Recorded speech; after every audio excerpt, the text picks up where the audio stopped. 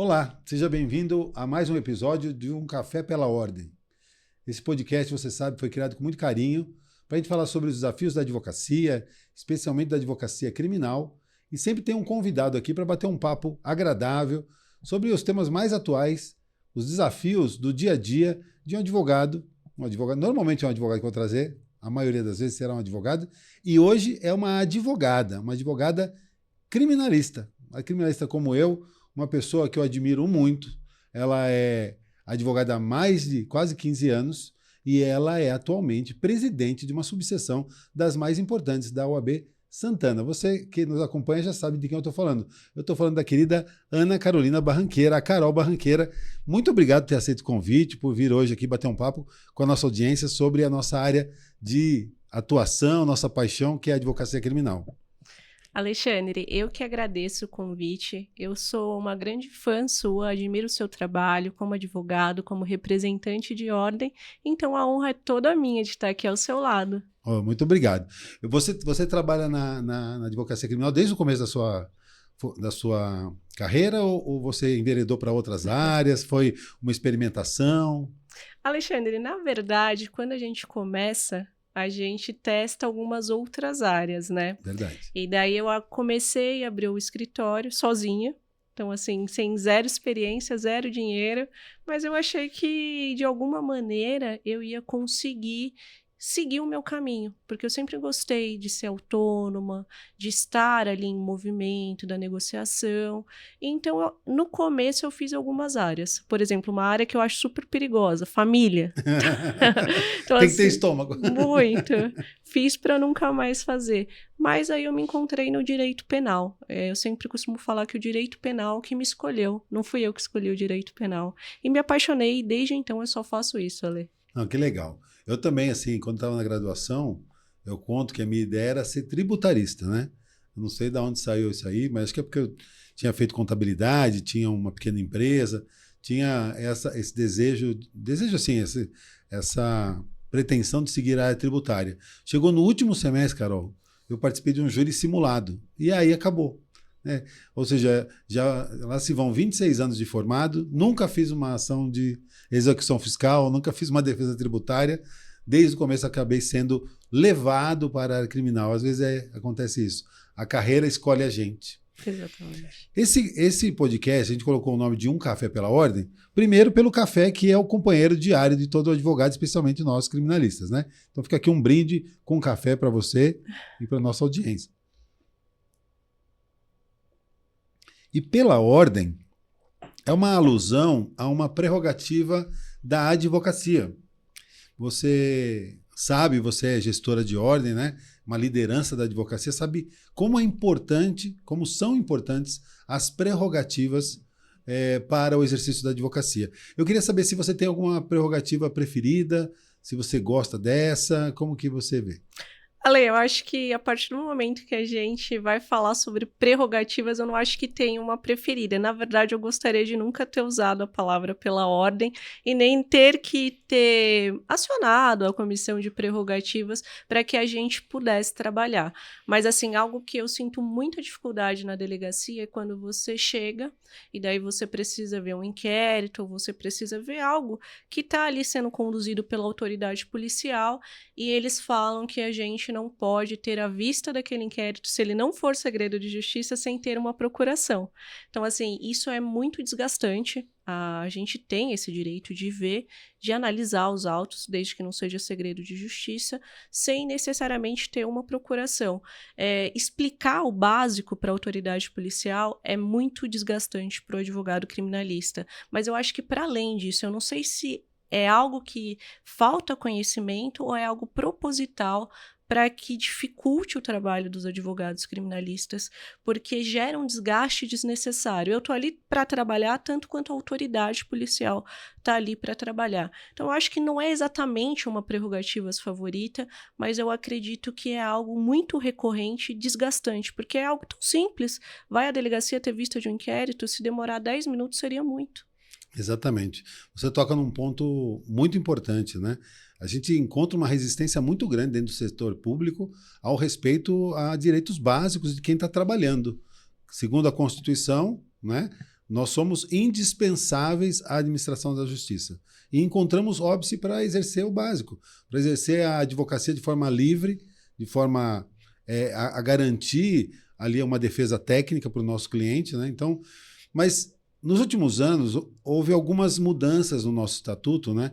E eu lembro aqui, né, já aproveitando que você é uma advogada de destaque e atua na área criminal, que foram inseridas no nosso estatuto prerrogativas para a mulher advogada, né?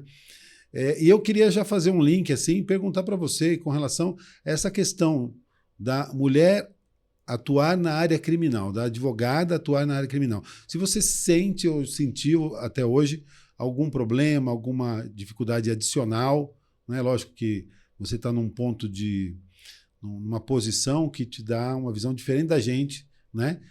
Mas o que você poderia dizer e se a gente está avançando ou se a gente está regredindo nessa seara? Primeiro eu quero agradecer pela advogada de destaque, gostei muito disso, ainda mais vindo de você. Mas, sim, tem uma barreira muito grande em relação às mulheres, principalmente quando a gente fala de direito criminal. A mulher, eu percebo que ela é vista como se ela fosse angelical. Então, quando você fala sobre o direito penal, sobre o direito criminal, parece que a gente não tem a possibilidade de estar ali, porque parece que é algo que é corrupto, quando na verdade não é. O que o advogado criminalista faz? Ele defende a pessoa, ele defende a aplicação da lei. Se ele for condenado, de acordo com o que tem no processo, não existe uma pena sem previsão legal. Ele tem que ser condenado no justo. E parece que nós, mulheres, quando a gente vai fazer o mesmo trabalho que um advogado homem faria, nós somos muito mais julgadas. Só que isso antecede, esse julgamento ele antecede na imagem. Por exemplo, eu vou contar algo que aconteceu comigo, de tantas outras coisas que eu já tive que passar e superar. Tava eu e meu colega no fórum ali da Barra Funda, na sala, no corredor ali da audiência de custódia, e veio a segurança que bate ali a questão das audiências e tudo mais, e a gente tava os dois um lado a lado, e daí ela chegou para mim e falou assim: "Você é advogada?" Aí eu, sim, sou advogada, estou aqui esperando uma audiência. Ela falou assim: "Por favor, a sua carteira da ordem." Aí eu falei: "Sem problema nenhum, eu te apresento a minha carteira, mas por que é que você não vai pedir para o meu colega?" "Porque, ele está sempre aqui." Eu falei: "Pois então, eu também estou sempre aqui." Então, na verdade, ela não queria saber se eu era advogada, não. Pelo fato de eu ser mulher e estar ali, ela presumiu que de alguma forma aquele não era o meu espaço. E daí é um machismo estrutural vindo de uma mulher. Incrível, né? Exatamente. Então, sim, a resposta é sim. Eu acho que a gente tem melhorado. Evoluído não é a palavra, acho que é uma palavra forte ainda. Evolução tá longe, né? Sim, mas eu acredito que o que a gente pode fazer, nós como mulheres e os homens que também estão ao nosso lado, porque vocês são muito bem-vindos na discussão, na proteção e na evolução.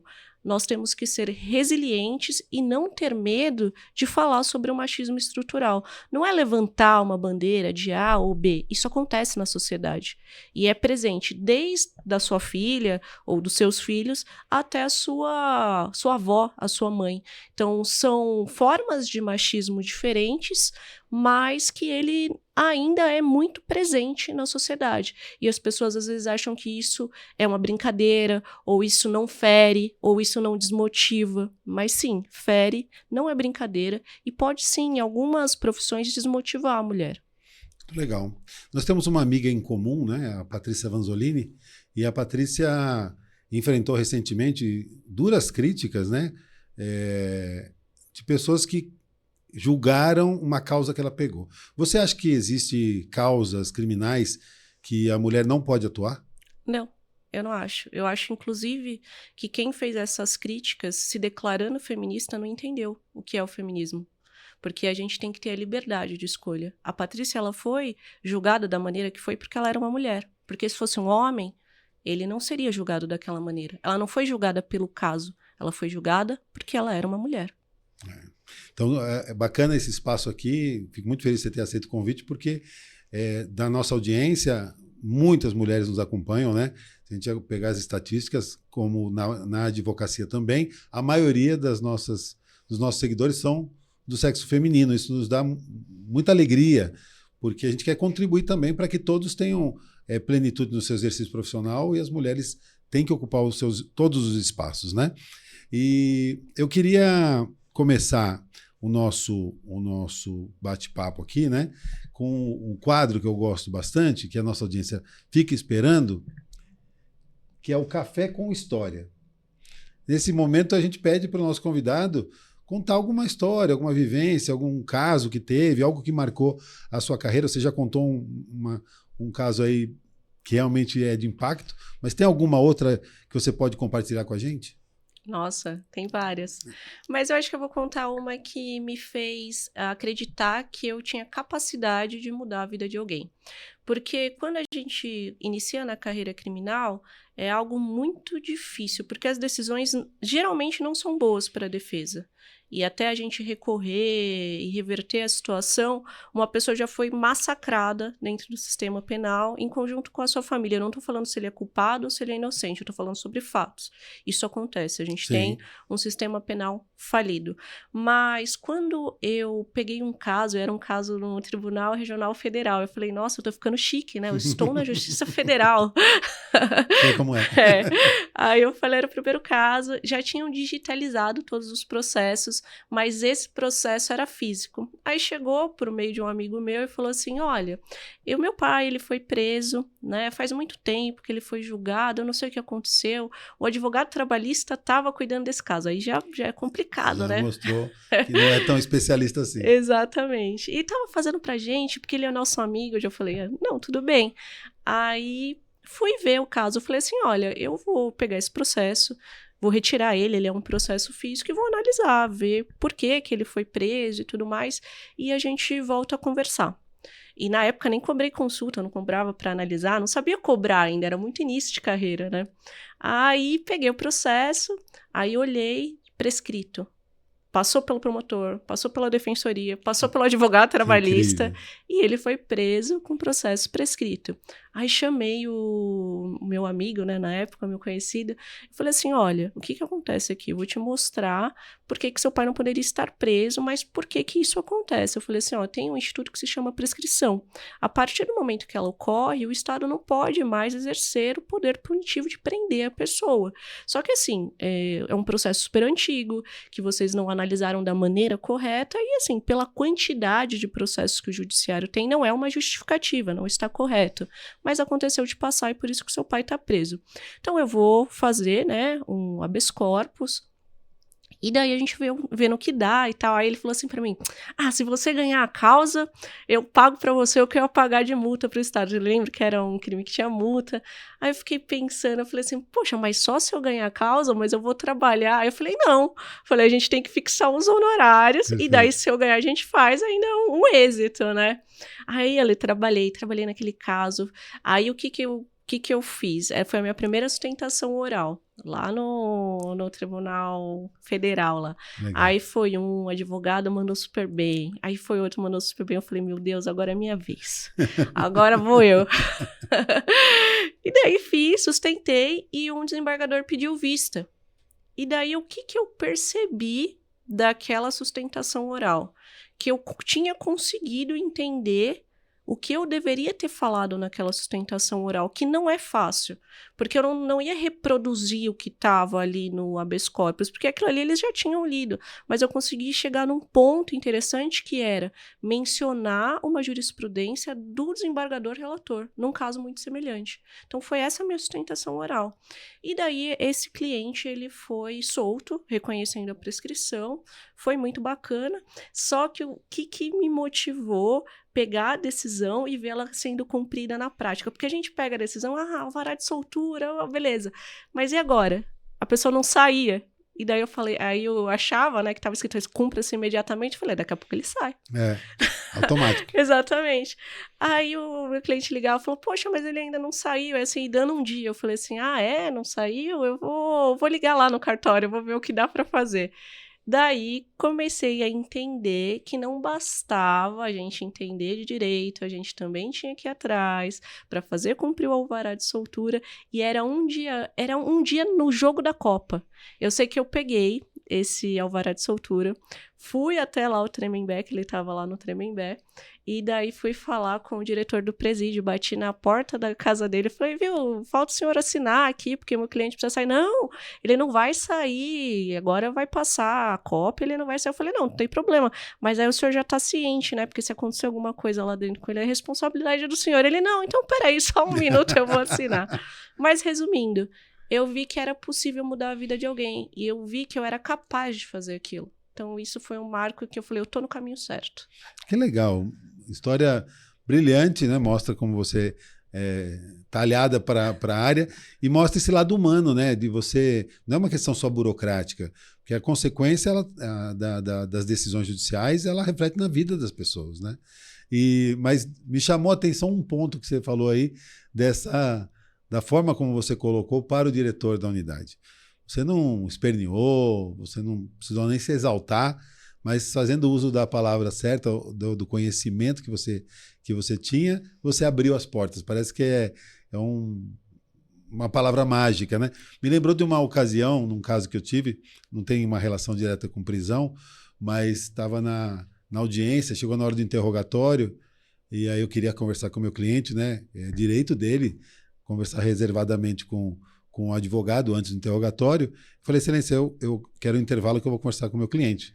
Ele falou, tá bom, doutor, pode conversar. Eu falei, mas eu gostaria de conversar reservadamente. Ele falou, doutor, senhor, desculpa, mas aqui nós não temos estrutura. Aí é um problema do Estado, não é um problema do judiciário. Eu não tenho um local para o senhor conversar sozinho com o seu cliente. Então, o senhor conversa aí. Aí, o que a gente faz, né?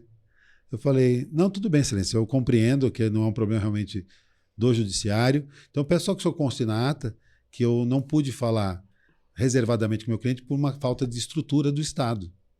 E não tem problema, eu falo com ele aqui mesmo. Aí o juiz olhou para minha cara, olhou para a cara do policial. Ô, doutor, eu vou tomar um café, o senhor fica à vontade, use a sala quanto tempo o senhor precisar, daqui a pouco eu volto.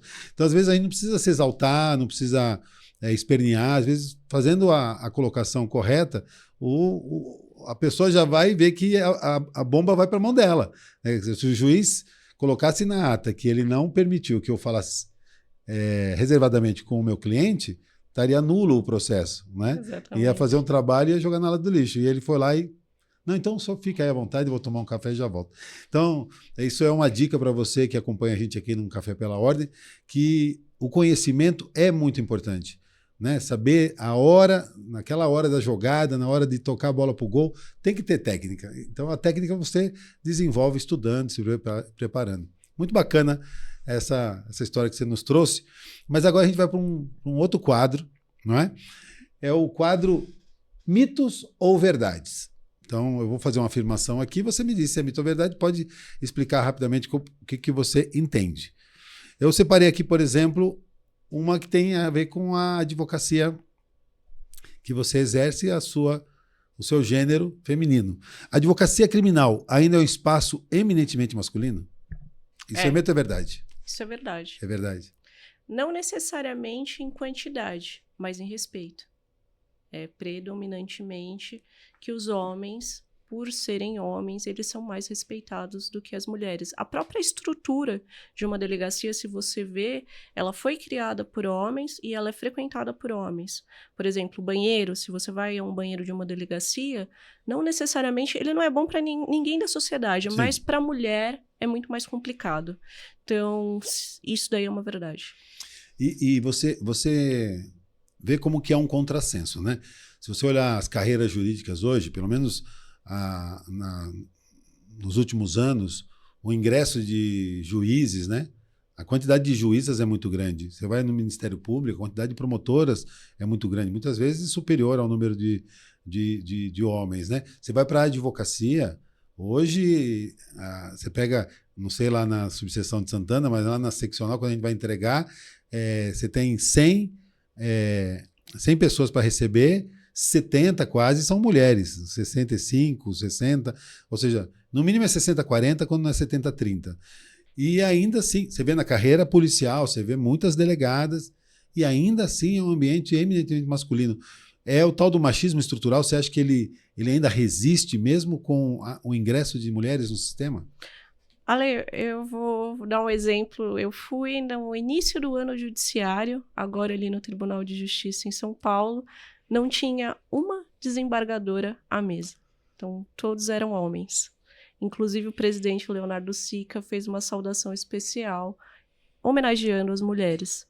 Então, o que eu quero dizer com isso? Tudo bem, houveram inúmeros ingressos de mulheres em carreiras jurídicas e policiais, mas por que ali à mesa não havia a quantidade igualitária da quantidade que entram e fazem parte do trabalho? Porque ali é um espaço de poder. Ali é um espaço de decisão. Então, por mais que a gente tenha um percentual maior, em cargos de liderança, em cargos de poder, ainda não é igual. A gente não quer ser melhor ou ter mais pessoas. A gente só quer a igualdade, a proporcionalidade. Então, eu acredito que sim, ainda é um obstáculo. Triste, vamos trabalhar para mudar isso. É. Outra afirmação aqui, queria que você dissesse se é mito ou verdade. Só quem tem contatos no meio jurídico consegue crescer na advocacia criminal. Mito. Eu acredito que isso é mito. Eu acho que facilita. Isso daí, não, tenho certeza que isso facilita, mas você é capaz de fazer os próprios contatos. É que eu acredito que as pessoas querem ter o contato do Auri Lopes, né?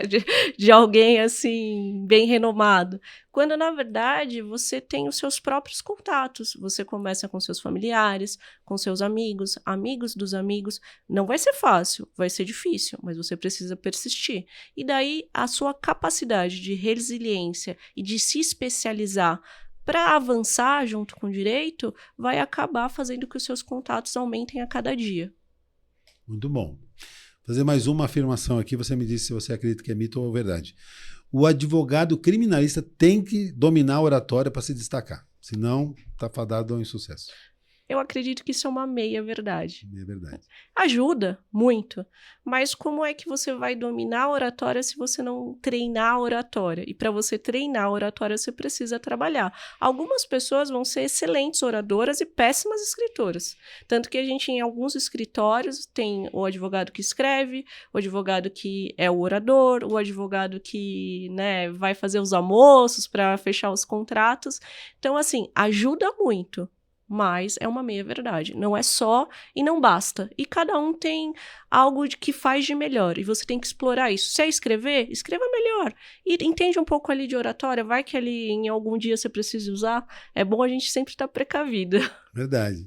Eu sou entusiasta, Carol, da sociedade de advogados, né? A gente vive numa sociedade muito individualista.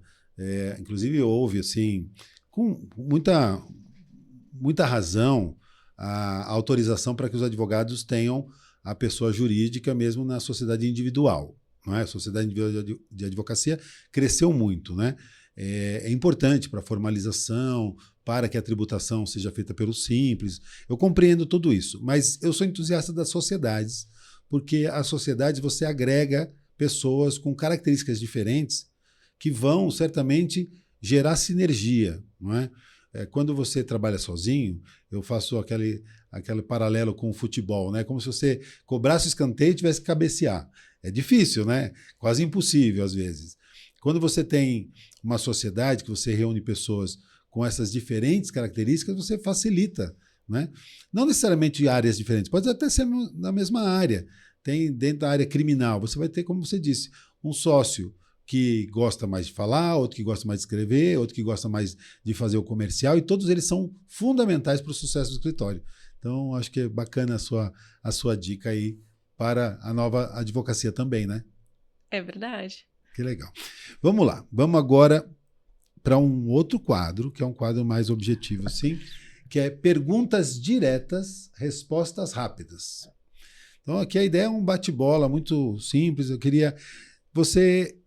Se você fosse dizer qual o desafio da área criminal assim, que você vem na sua cabeça, assim, maior desafio na sua concepção ou um dos maiores desafios? Um dos maiores desafios na área criminal é você não desistir ante as adversidades. As decisões, elas nem sempre vão ser favoráveis. É uma profissão difícil, em que você vai trabalhar com a liberdade de alguém. Se você não tem liberdade, você não pode nem ir ao médico, você não pode nem escolher o que comer. Então, você tem que ser resiliente, porque senão você ou vai ficar desmotivado, ou não vai continuar na área criminal. E às vezes você é um ótimo criminalista, mas pelo fato de ser algo árduo, você acaba desistindo. Muito bom. Então, essa resiliência é fundamental, né? Um erro que o advogado no início de carreira comete que deveria evitar. Evitar pegar um caso criminal sozinho, se for o seu primeiro caso criminal. O que eu acredito na advocacia? Você quer trabalhar na área criminal e você está migrando para isso? É interessante que você encontre um parceiro. Não se aventure, porque a advocacia criminal ela é fantástica, mas ela pode te colocar em risco, inclusive em risco de vida. Sim. Os erros não são admitidos no direito penal. Isso é importante você advertir. Eu sempre falo que um erro muito comum que a gente vê é prometer o resultado. O resultado não está na mão do advogado, o resultado está na cabeça do juiz, do jurado, do desembargador, do ministro. Por mais que a gente tenha feito aquilo várias vezes, tenha dado certo em todas as vezes, não é certeza que vai dar certo dessa vez. Então, prometer resultado é algo que a gente tem que evitar na advocacia criminal. O que a gente pode prometer é o nosso trabalho. Eu vou prometer que eu vou me dedicar e que eu vou fazer o meu melhor, mas o resultado não me pertence. Uma outra questão que eu queria que você pudesse dar de dica, assim, um livro ou um filme que você acha que vai ajudar quem está começando na advocacia criminal. O primeiro livro que eu li que despertou essa visão apaixonante pelo direito penal se chama Descasos. Inclusive é da Alexandra Zafir, né? Foi um livro muito bacana e ali eu entendi o quê? Que o direito penal não é tão somente sobre leis, é você entender sobre pessoas. E sobre pessoas que geralmente, ou a grande maioria delas, elas estão esquecidas pela sociedade. É como se elas não fossem consideradas humanas. Então, isso me despertou a paixão de entender o direito penal para além da lei. A Ale Zafir foi uma grande advogada criminalista, foi sócia do nosso querido Toron, né, do Alberto Zacarias Toron, e realmente deixou para a gente esse tratado de humanismo, né, na área criminal. Felizmente ela teve uma doença grave a ela, né, e levou ela tão cedo, tão precoce, mas ela deixou isso aí para a gente. Muito legal. Queria que você compartilhasse com a gente, como eu disse aqui, você hoje é presidente da OAB Santana, uma das maiores subseções do estado de São Paulo, do Brasil, né? Porque em São Paulo tudo é grande em relação ao Brasil. Certamente a sua subseção é maior que algumas seccionais aí espalhadas pelo Brasil. Mas nessa sua trajetória, qual foi o momento inesquecível na sua trajetória da OAB? Isso vai me complicar, mas eu vou falar. Acho que o momento mais feliz da minha vida até hoje foi quando eu ganhei a eleição. Eu sei que a minha trajetória na OAB ela é recente. Sim, a OAB Santana é uma subseção muito grande, mas não é o fato de ganhar a eleição, é o fato de que as pessoas acreditaram que eu poderia estar ali. Porque quando, da época da eleição, eu sofri algumas críticas por ser mulher, por ser jovem, de acordo com o que as pessoas esperam de uma pessoa que tem uma vida política. Então foi emocionante, porque não era sobre mim aquela campanha, era sobre pessoas e sobre um grupo. Então esse foi um dia mais feliz da minha vida. Eu tenho muito que aprender ainda como dirigente de ordem e eu estou aberta a aprender e a compartilhar as coisas que eu ensino também, porque o conhecimento ele só é conhecimento quando a gente compartilha. É verdade. Você toca num ponto que me remete a uma outra questão, né? Ganhar eleição, né? Na verdade, você foi eleita, né? A gente fala ganhou porque chegou na frente do segundo colocado. Como a gente fala também, ganhei o processo, né? Porque o nosso cliente foi absolvido, ou se a gente defendia a condenação, o réu foi condenado. Realmente, esse conceito de ganhar, ele é complicado, né? Você foi eleita, foi muito bem eleita, o projeto que você apresentou junto com a sua diretoria foi escolhido, e lógico que agora você está trabalhando para entregar tudo que foi colocado de expectativas, né? Queria aproveitar que a gente está falando de OAB, que você me falasse um pouco. Eu sei que você tem uma visão para toda a advocacia, e nós temos assim algumas demandas na OAB, né? E eu enfrento isso também lá na OAB São Paulo. Primeiro, com relação à jovem advocacia. Está começando, como apoiar o novo advogado. Segundo, o advogado que já está no mercado, como ele se manter no mercado. É aquele advogado que é um pouco mais experiente, como se adaptar às novas tecnologias. Como que você vê o papel da OAB nisso tudo, né? Nesse suporte ao exercício da advocacia? Da jovem advocacia, o que eu percebo é que quando eles chegam à OAB, eles confundem OAB com exame de ordem. Exame de ordem é uma prova que você vai prestar para ser inscrito nos quadros da OAB. Eles não sabem exatamente que ali é a casa do advogado e o que eles podem demandar da OAB e o que eles podem contribuir com a OAB. Então, eu acho que a jovem advocacia ela precisa de uma informação mais clara, com menos questões burocráticas. Eu sinto que a OAB ela precisa falar a língua do jovem advogado. Não necessariamente quando você vai falar cheio de dedos ou cheio de formalidades, isso daí vai responder a dúvida desse advogado. Mas a jovem advocacia também precisa se interessar em querer saber, porque o que eu percebo também agora como dirigente de ordem, que chegam muitos advogados com problemas que a gente não tem prerrogativa, possibilidade de resolver. E tá tudo bem, desde que a gente explique o porquê. Não despacha a pessoa, isso não é aqui. Tá, não é aqui por causa disso, disso e disso. Se você quiser, você pode buscar o órgão tal. Então, eu acho que essa é a questão da jovem advocacia. Da advocacia mais experiente, caminhando lá para os decanos, o que eu percebo é que eles têm um descontentamento em preservar aquela história que no passado fazia total sentido, ela tinha resultados dentro do que eles esperavam, mas que agora mudou. Eu não consigo aplicar algo de 1989 em 2024, não faz sentido. E eu percebo que há essa resistência nos decanos, mas eu acredito que o diálogo e mostrar que a gente não quer passar por cima de ninguém, que a gente quer caminhar lado a lado, trazendo a experiência deles, aplicando o que foi bom, mas também eles respeitando a nossa. A tecnologia existe, ela só vai avançar e a gente pode caminhar em conjunto. Então, eu acredito que seria isso para a questão da OAB. É muito legal. Eu sempre vi na OAB uma indutora, né, das soluções, da busca, a busca por soluções. Todo advogado busca, né, nos diferentes momentos da sua carreira, né? Mas acho que a OAB tem que ser esse grande local de encontro de gerações, né? Não existe uma geração melhor que a outra. Sim. Existem diferenças e é na diferença que a gente tem a riqueza, né? A diversidade, que a gente pode aplicar em vários aspectos desse conceito, mas vamos falar de diversidade geracional. Cada um tem uma contribuição a dar. E eu acho que o ambiente da UAB ele é muito propício para isso. Não é? A gente tem que acolher o novo advogado para que ele se integre, a gente tem que preservar a advocacia contemporânea, a advocacia sênior, para que ela continue, a história, a sua capacidade, todo o seu conhecimento continue. Tivemos um momento de um avanço tecnológico muito grande com a pandemia. Realmente, pessoas ficaram ali realmente numa situação mais adversa. A OAB tem que pegar na mão. A gente não pode admitir que ninguém fique para trás, que todo mundo que queira advogar tenha condições de advogar. Então, eu vejo que a OAB é importante. Mas acho que para nós que somos dirigentes hoje, né, estamos aí no meio dos nossos mandatos, o grande desafio é mostrar o valor da nossa instituição. Conscientizar cada um de que a UAB é a soma desses esforços, dessas qualidades, dessa diversidade. Se as pessoas conseguirem se identificar com isso, elas todas vão trabalhar juntas, né?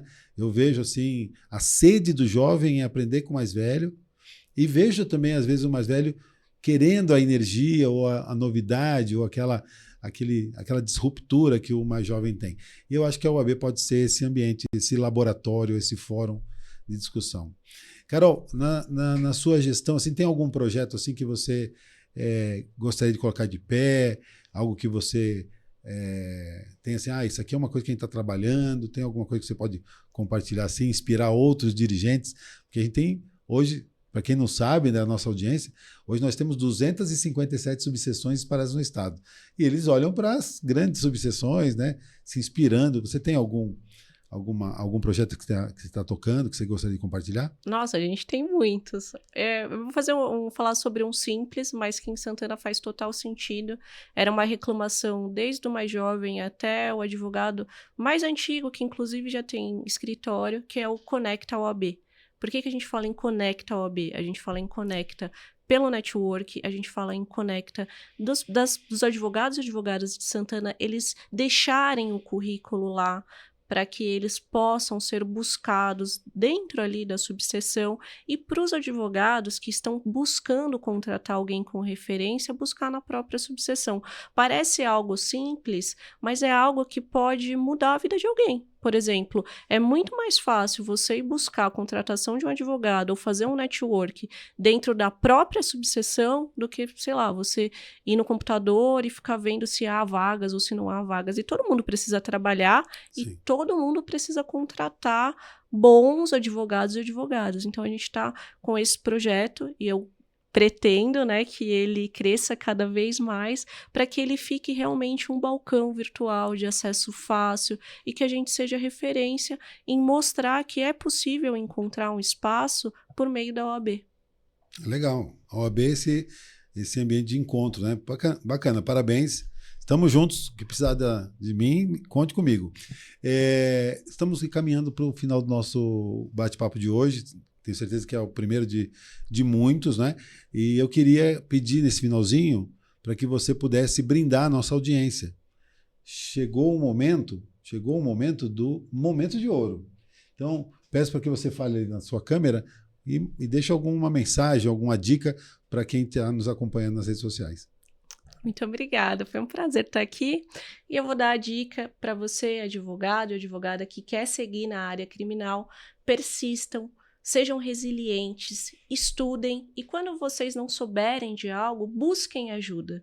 O erro ele não acontece antes de sair a petição protocolada do escritório. E a gente não precisa saber tudo. Por isso que a gente tem que fazer parceiros, fazer amigos no direito. A gente não é concorrente, a gente está lado a lado. Muito bom, Carol. Muito obrigado por ter vindo. Muito obrigado pela sua generosidade de compartilhar um pouco da sua vivência na advocacia com a nossa audiência. Espero que você volte outras vezes. Muito obrigado, Alexandre. Eu adorei e eu espero também voltar muitas e muitas vezes. Então tá bom. Um abraço a todos.